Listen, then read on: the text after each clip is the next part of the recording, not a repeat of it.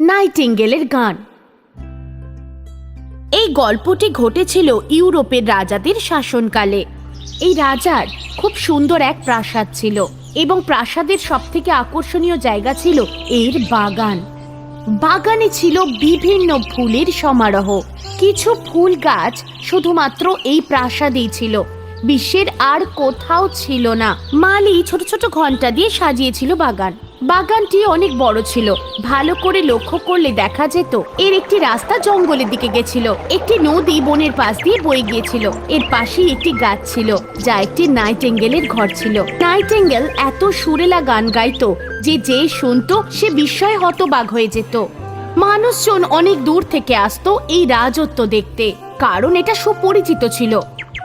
এই রাজত্ব নিয়ে লেখকেরা লিখত এবং অনেকেই নাইটিঙ্গেলের গানও এর সঙ্গে যুক্ত করে দিত।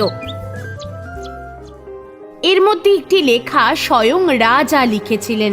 তার মাথায় এক চিন্তা এসেছিল যখন নাইটিঙ্গেলের কথা লিখছিল। এটা আবার আমাদের রাজ্যের কোন পাখি? এমন পাখির কথা তো আগে শুনিনি। তার মন্ত্রীকে সে সমন পাঠালো। এটা কি আমি ঠিক পড়ছি মন্ত্রী? আমাদের দেশে নাইটিঙ্গেল নামে একটি পাখি আছে, যেটি যেমন সুন্দর গান করে তেমনি সুন্দর প্রাণী হিসেবে বিবেচিত। এর কথা আমরা আগে কেন শুনিনি? আমিও এমন পাখির কথা শুনিনি মহারাজ। যাও ওকে খুঁজে বের করে অনুরোধ করো সন্ধ্যের আসরে যেন গান করে।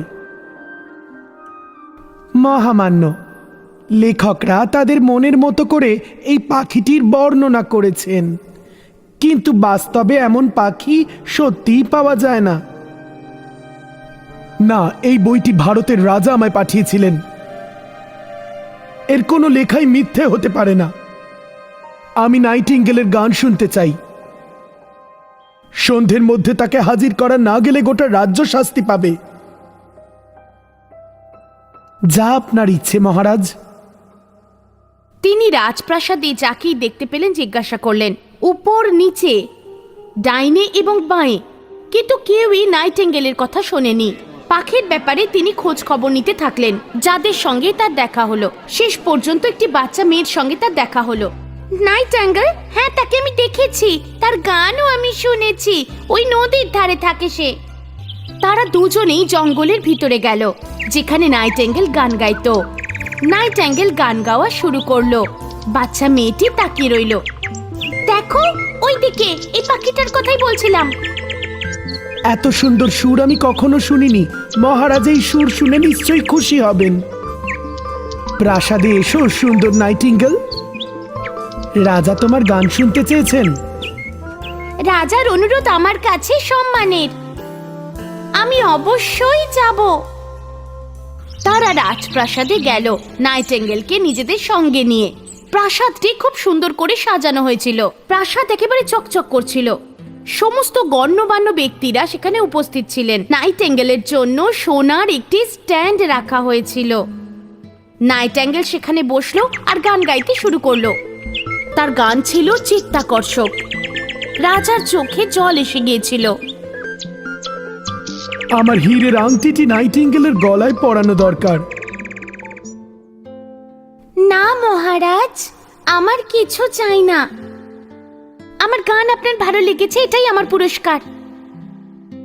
রাজা ঘোষণা করলেন নাইটিঙ্গেল এবার থেকে প্যালেসেই থাকবে। সোনার খাঁচা তার জন্য তৈরি করা হলো। দিনে 2 বার ওড়ার এবং রাতে 1 বার ওড়ার সে অনুমতি পেল। 12 জন সৈন্য তাকে পাহারা দেবে এবং তার পায়ে লাল রিবন বাঁধা থাকবে। নাইটিঙ্গেল এইভাবে উড়তে রাজি ছিল না। 1 সপ্তাহ কেটে গেল। একদিন একজন রাজাকে একটি বাক্স পাঠালো, যার উপর নাইটিঙ্গেল খোদাই করা ছিল। সত্যি নাইটিঙ্গেলকে নিয়ে একটি নতুন বই লেখা উচিত। যাই হোক, এর মধ্যে কিন্তু কোনো বই ছিল না। হিরে খচিত মোড়কে নাইটিঙ্গেল লেখা ছিল। এটা লেজের দিকে কেউ হাত দিলে এটা গান গাইতো একদম নাইটিঙ্গেলের মতোই। কি আনন্দ! এবার থেকে তোমরা দুজন একসাথে গাইবে। দুটো নাইটিঙ্গেল একসাথে গান গাইতো। দুটো একসাথে মিলে গান একদম ভালো লাগতো না। আসল নাইটেঙ্গেল যা চাইতো তাই গাইতে পারতো, কিন্তু আর্টিফিশিয়াল নাইটেঙ্গেল সেই সঙ্গীতে জানতো যেটা আগে থেকে প্রোগ্রামিং করা ছিল। কৃত্রিম নাইটেঙ্গেল খুব ভালো গান গাইতে পারতো। তার গলার আওয়াজ একদম নাইটেঙ্গেলের মতো ছিল, তাকে দেখতে সুন্দর ছিল, তার শরীরে রত্ন খচিত ছিল। কিছুদিন পর রাজা নিজের মনের আশা নাইটেঙ্গেলকে জানালো।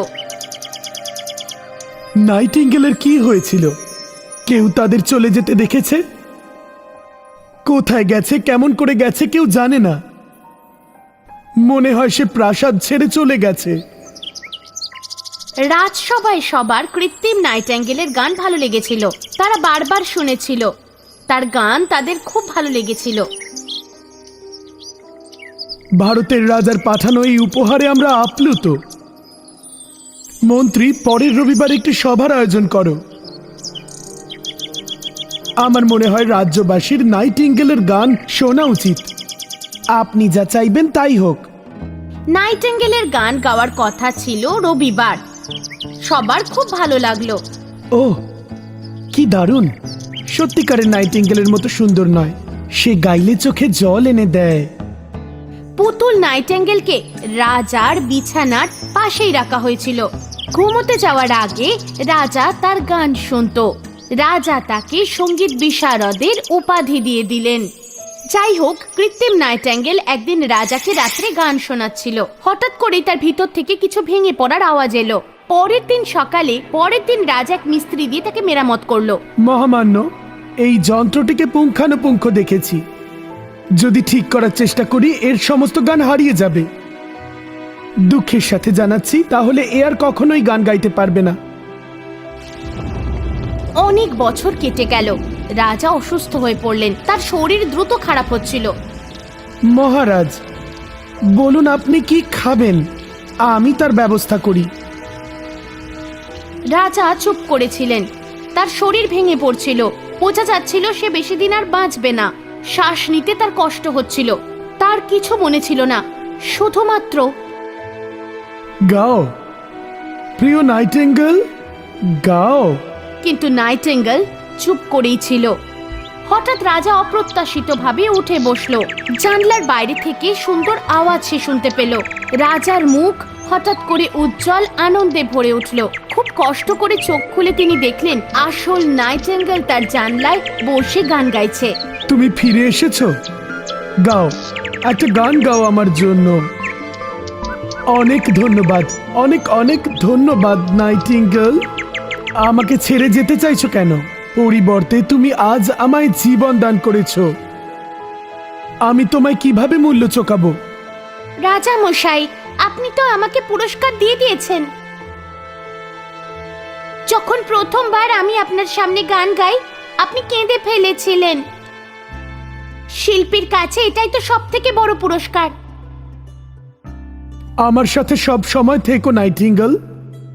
যখন তোমার ইচ্ছে গান গেও, আমি তোমায় কখনো দুঃখ দেব না। না, আমার রাজা মশাই, এই প্রাসাদ আমার কাছে অনেক বড়। আমি ফিরে আসবো যখন আপনাকে দেখতে ইচ্ছা করবে। আমি কাছাকাছি বাসা বাঁধবো। যখনই আপনার ইচ্ছা করবে আমি আপনাকে গান শুনিয়ে যাব। এখানে এসে রাজ্যের সবকিছু আমি আপনাকে গান গেয়ে শুনিয়ে যাব। একেবারেই ঠিক কথা। নাইটেঙ্গেল উড়ে গেল এসব বলতে বলতেই। আর রাজা মশাই বুঝতে পারলেন কোনো পাখিকে বদ্ধ খাঁচায় বন্দি করা উচিত নয়। তাদেরও অধিকার আছে স্বাধীনভাবে বেঁচে থাকার। কারোর উপর অধিকার ফলানো উচিত নয়। পাখিদের সুন্দর লাগে স্বাধীনভাবে উড়ে বেড়ালে আর গাছে গাছে গান গাইলে। সমাপ্ত।